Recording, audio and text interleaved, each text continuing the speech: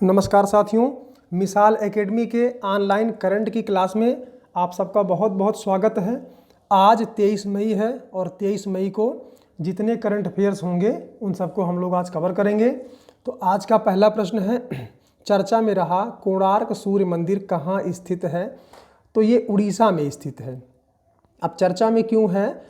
यहाँ पर चूंकि ये सूर्य मंदिर भी है और आपको पता है सौर ऊर्जा को बढ़ावा देने का प्रयास, यानी 100% कोणार्क शहर और कोणार्क मंदिर को 100% सौर ऊर्जा से चलाने का प्रयास किया जा रहा है। ये एक नई पहल है जिसके कारण ये सूर्य मंदिर चर्चा में आ गया है।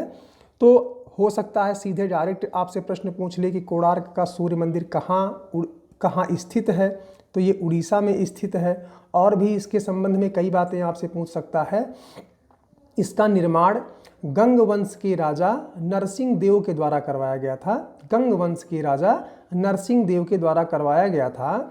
ये इसका जो बनाने का दिन था वो 1250 ईस्वी में प्रारंभ किया गया था और कई साल के पश्चात ये बनता रहा।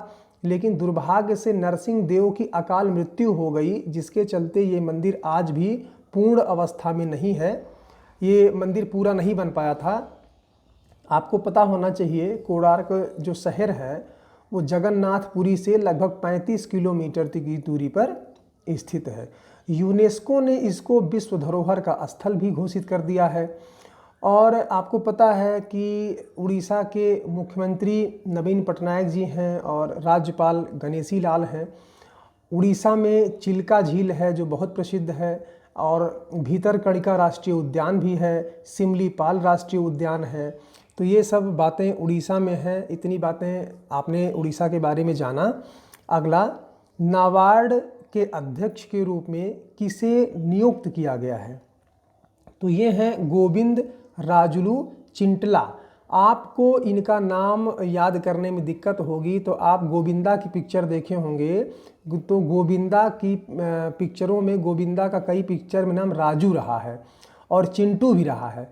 तो ऐसे गोविंदा राजू चिंटू करके ऐसे आप याद कर सकते हैं, तो ये याद हो जाएगा आपको।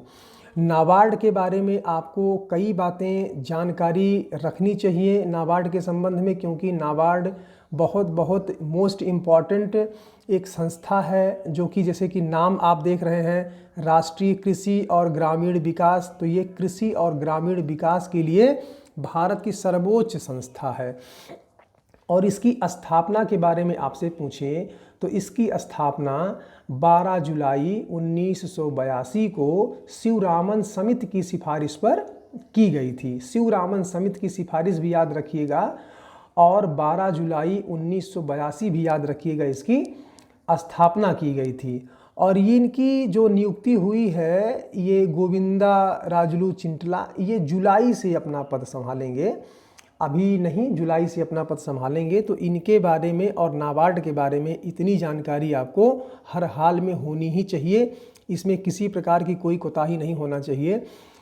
साथियों, जब करंट अफेयर्स की क्लास आप देखा करें तो आपसे एक रिक्वेस्ट है कि आप एक रफ और एक कलम लेकर के बैठा करिए।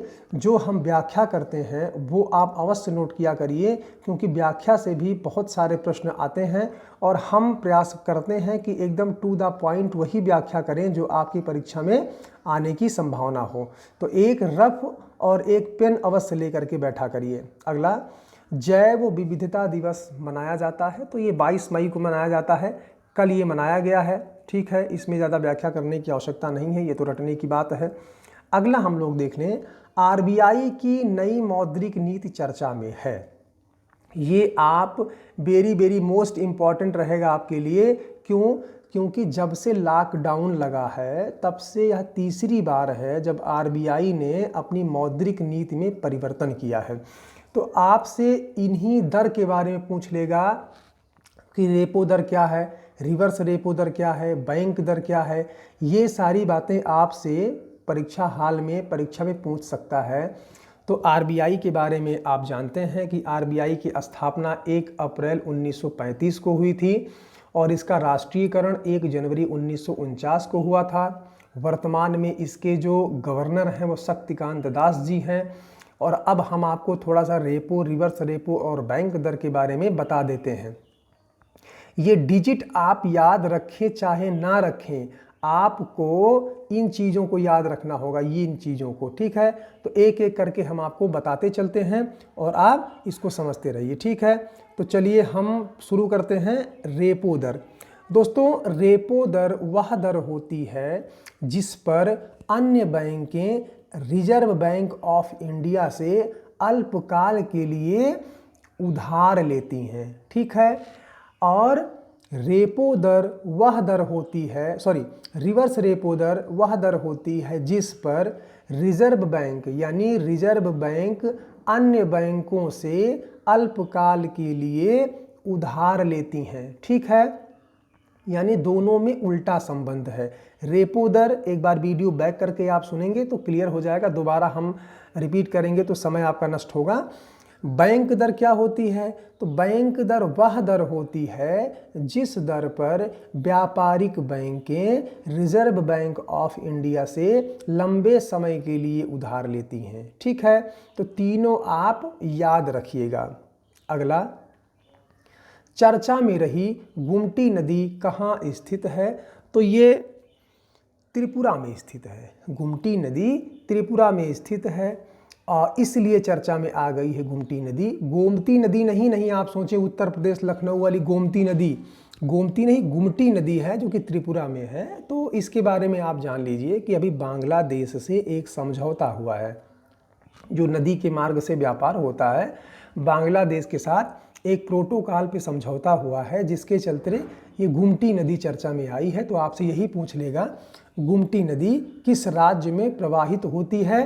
तो त्रिपुरा राज्य में प्रवाहित होती है। और त्रिपुरा के बारे में आप कभी कभी प्रश्न आता है कि बांग्लादेश के साथ जीरो सीमा रेखा कौन सा देश बनाता है? जीरो से सीमा रेखा कौन सी लाइन है? तो त्रिपुरा और बांग्लादेश के बीच में है। आप देखेंगे तो एकदम बांग्लादेश में 3 तरफ से घिरा हुआ राज्य है ये, ठीक है। अगला, मछली पालन चर्चा में है। मित्रों, जब से लॉकडाउन लगा है तब से आपको ये बहुत अच्छे से पता है कि भारत सरकार ग्रामीण क्षेत्रों में रहने वाले लोगों को अब लोन दे रही है, जिससे वो अपना कम से कम कुछ तो जीविका उपार्जन शुरू करें। तो मछली पालन बार बार चर्चा में आ रहा है। मछली पालन के लिए भी अब लोन दिया जा रहा है, इसके लिए भी किसान क्रेडिट कार्ड बनवाया जा रहा है। तो इसलिए मछली पालन के बारे में आपको जानना चाहिए कि मछली पालन में भारत का कौन सा स्थान है? तो तीसरा स्थान है। और आपसे पूछ ले कि भारत में मछली पालन किन किन राज्यों में सर्वाधिक होता है? तो एक बात आप अवश्य याद रखिएगा, जो आंध्र प्रदेश लिखा है ये सीमा रेखा के अंदर, यानी समुद्री मछली की बात नहीं कर रहा है, समुद्री मछली के उत्पादन में गुजरात प्रथम स्थान पर है।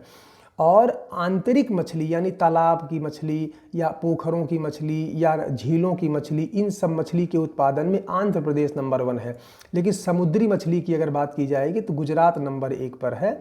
और आपसे पूछ ले, नीली क्रांति किससे संबंधित है? तो नीली क्रांति मछली उत्पादन से संबंधित है। तो ये बात आप याद रखिएगा। और साथियों, जल्द ही हम जो ये सब साइक्लोन वगैरह, अभी गर्मी पड़ना शुरू हो गई है और तूफ़ान आना शुरू हो गया है, बरसात का मौसम हो गया, जल्द ही हम एक इस पे बहुत अच्छे विस्तार से एक वीडियो बनाने वाले हैं। तो बहुत जल्द ही आपको इन सब बारे में आपको बहुत अच्छे जानकारी मिलेगी कि चक्रवाती तूफ़ान क्या है। ये बहुत सारी बातें उसमें रहेंगी। तो जल्द ही उसका वीडियो आने वाला है, ठीक है साथियों। आज के लिए बस इतना ही। पढ़ते रहिए, जम के मेहनत करते रहिए, आगे बढ़ते रहिए, ठीक है दोस्तों। जय हिंद, नमस्कार।